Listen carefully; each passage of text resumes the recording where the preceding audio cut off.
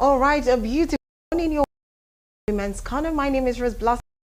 Of course, and as always, here today is Valentine's Day. Everyone watching us, Galaxy TV, we wish you all the best. Share the love, spread the love. Of course, it shouldn't just be your spouse. There are people who you need to share love to, your neighbors, your brothers, and people around you. Friends also, just show some love. Of course, yes, you can watch this program live from our YouTube channel at Galaxy TV News. And of course, we have all the YouTube channels at Galaxy TV Comedy, TV Entertainment, and Galaxy TV Vibes. Galaxy TV Vibes is where you see all the red carpet from every event across the country. So you're welcome again. And yes, we have our app on Google Play, Apple Play Store. So you just type in Galaxy TV and watch the program. All our live programs, you watch it live from there. So you're welcome again. Today is quite interesting because we are sharing a success story of an amazing, strong woman. But of course, as usual, before we introduce our guest for today, we'll quickly go for it, which is just to put us in the mood to listen. And of course, come back as a guest and get talking. But first, the tip we'll be having for today is style hack for women. We know a lot of women, the balance of their style, their fashion trend and everything. But here is something you can do. I know it's Valentine, it's probably late, but you can still, cook up something for yourself while you go out for your dinner, for your days, for Valentine. So let's quickly check the style hack for men, to work with the fashion trend. We'll be right back. And of course, stay with us. Don't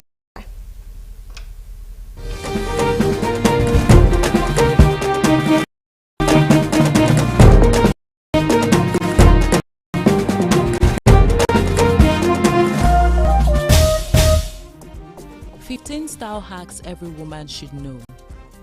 Every woman, at least once in her lifetime, has felt like they had nothing to wear, even when standing in front of a closet full of clothes.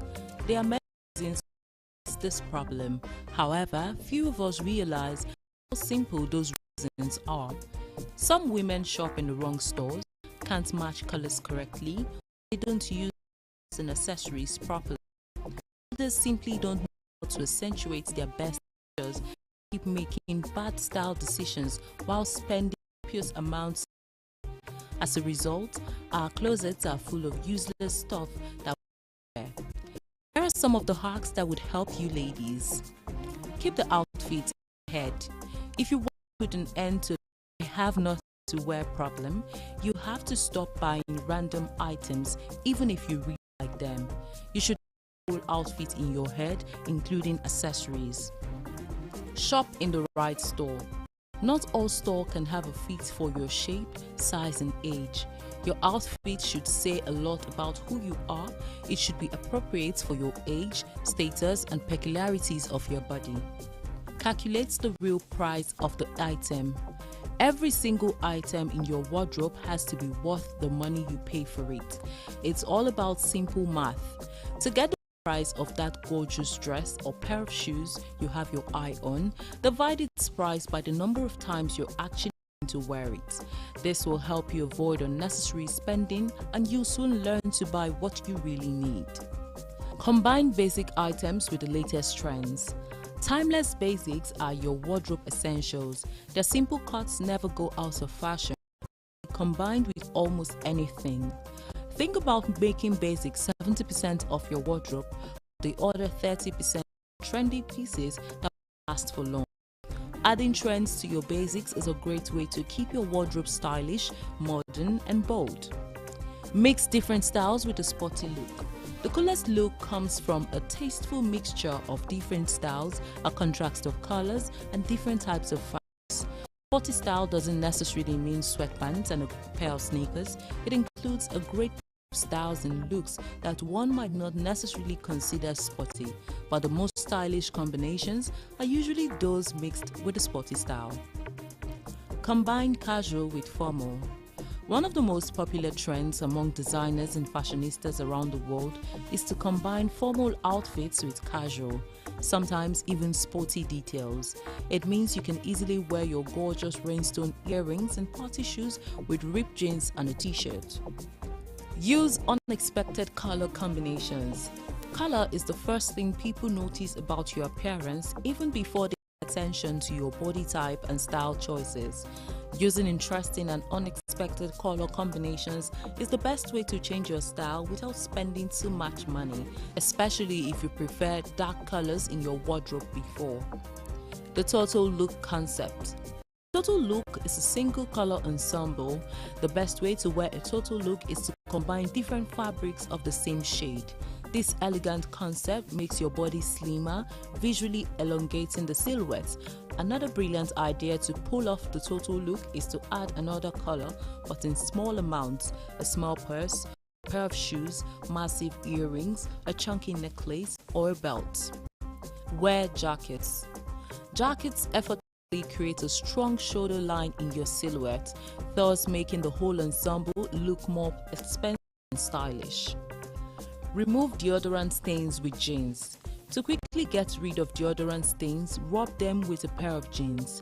Test a small patch first to avoid any color transfer. Remove sweat stains with lemon juice. Remove odors with vodka and water. Fit trousers by measuring against your neck.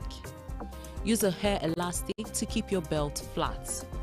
Pair baggy and tight clothing to create styling.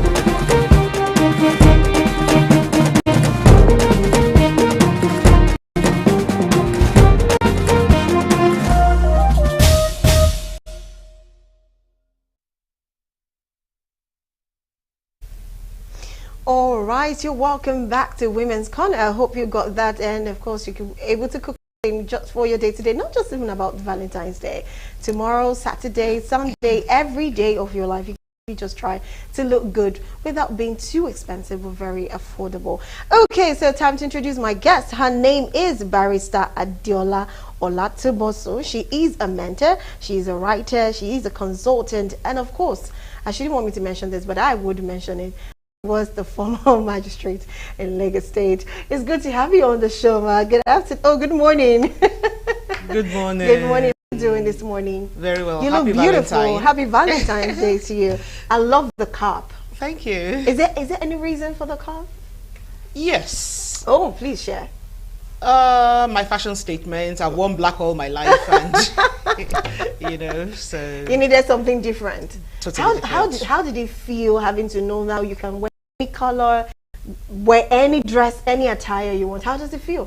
Fantastic freedom. It was so bad that I'm even buying lace. I'm looking at black, dark colors. So now I can wear the red, the white, the purple, the car. You know, I know, just that's for free. beautiful. You know, being free, color and your fashion for yourself. Okay, so let's get into the topic for today, which is your success story. So share your success story. How did you came about to be who you are? And of course, I know you're still a lot of things even after, you know, retirement. So please share. That's going to be a long one. First of all, I mean, without getting too religious, I just want to give glory to God, because even being here, it's all good. So, coming to Nigeria at the age of 7, I had an accent. I couldn't see, because I mean, you can see I wear glasses and stuff. And I was just like somebody who stuck out like a sore thumb. I was more of a left-hander than a right-hander, and that was a no-no. So, you know, I was just bullied and bullied, and I wasn't happy in Nigeria then. So the struggle went on. I went to primary school, secondary school, a child who had never left home. I was sent to a school, then it was Kwara State, now it's Niger State. And after 2 years, it was just, everything just went belly flop. So my parents had to bring me back to Ibadan. And gradually I started putting the pieces together. And finally, I became a lawyer, then a magistrate. I went through the ranks to hit level 13. And now I'm happily retired. Happily retired. That's the Happily sweetest retired. part. I love that part. That's an amazing story. Okay, now for women, I'm certain there's a story that you would love to share to women out there, that it's part of your challenge, but you were able to overcome that challenge. And you sharing the story is because you want to try to shape women, the mentality and everything, the struggle, to make them understand that despite all of this, I became this. So your story is just going to motivate a lot of women out there to also be better and keep pushing forward. So is there any story? I'm sure. Is there any? There are so many stories, I'm certain. So yeah. please, you could just share some of it. Well, I would like to use myself as an example. My key word is focus. Just be focused and never ever give up. Just keep on pushing. As I said, a left-hander being forced to become a right-hander. Somebody who has like a very bad eyesight, now I see everything that needs to be seen. Even those that shouldn't be seen, I see. Yeah. Yes, I'm not a fan of reading, but I mean, as I said, I became a lawyer. So if I can do it, anybody can do it. True. So the watchword is focus. Just be focused on whatever you want to do. Right. And have a mindset that if you can imagine it, you can do it. You can achieve it, and you can excel at it. Yes. Okay, all right. So during your time as the Lagos magistrate, what particular story, maybe not too deep, what particular story would you share with us that would make women understand that in situations like this, if you really want to make it through, you want to win cases, this is the best way to go about it? Which of you like to share so that we women can be well educated and informed? Well, as a magistrate, I was involved in adjudication of cases, you know, reaching a decision as to who is right and who is wrong. But as a lawyer, that is when you actually have to go in there, defend your client and your case. So the first case that touched me as a lawyer was a case of a prophetess then who burnt the hands of some children. And I went before the judge. She's retired now. My principal just said, okay, you know what, I'm not going to court today, you go and handle this. And I got in there, and I was all gung-ho for the defendants. That's the prophetess who actually allegedly carried out the act. And the judge said to me, do you have children? Aren't you a mother? Why are you defending? I mean, yes, I mean, it was like, I never went back to court after that. Because I just couldn't, because I felt that I had to defend the, you know. Yes, but apparently you have to put a human face in what you're doing, and, you know. So when I now became a magistrate, that was a different ball game entirely. I had to look at the right, the wrong, the why, the wherefore, and the story behind the story behind the story. And there were so many cases, but one of the earlier ones too that touched me was, there was this little girl, she was in secondary school. I think she was brought from the village to be a maid, and she was selling oranges. And one of her classmates now came to hug her, a guy from behind. And she was like, leave me alone, leave me alone. They were just playing. So she now hit out with a knife in her hand and slashed his throat. He died. So obviously she was brought to the court, a child cried. She didn't even know what was going on. And she ended up being remanded. That was in 1999 when I did that. That was all I did with that case. And I think 2 years ago was when she finally had a determination. So apparently she had been in prison all that while. Wow. And yeah, almost 25, 26 years. You know, so. Okay. So if I'm supposed to ask this, because I know most women, it's not like it doesn't happen to men too, of course it does, but most women tend to, you know, get violated in marriage, either by domestic violence or abuse, one thing or the other. Now, according to law, how do you think a woman should react to this? What do you think she should do? In fact, I'm not going to go for the divorce part, but what do you think she should do when it comes to the law that would make her maybe have the upper hand or win such cases, or, you know, make sure she's not guilty? Let me put it that way. Well, first of all, I mean, I believe that woman's body belongs to the woman. Whether you're married, in a relationship, or it's your body. Nobody has any right to violate you. No means no. And when you say no, that's it. Whoever with just has to suck it up and leave you alone. But that being said, I also advise women, do not put yourself in situations where you might be compromised. Because they will say, oh, you're dressing sexy. Yes, it is your right to dress sexy. But you know the society in which you live. True. Why would you want to wear maybe a crop top and bomb shorts and stroll through Balogu Market? I mean, why would you want to do that? You'll definitely be dragged. Yes. It's your right to wear what you want to wear. True. But yes. Then we now go into a relationship, into a marriage. Obviously, you must have an agreement with your partner that this is how we want to run this relationship. If you're with a partner that doesn't mind you doing sexy within the house and everything, go for it. But know the boundaries. Know the boundaries. And if you're in a relationship that becomes toxic, and let me just say that abuse doesn't have to be physical.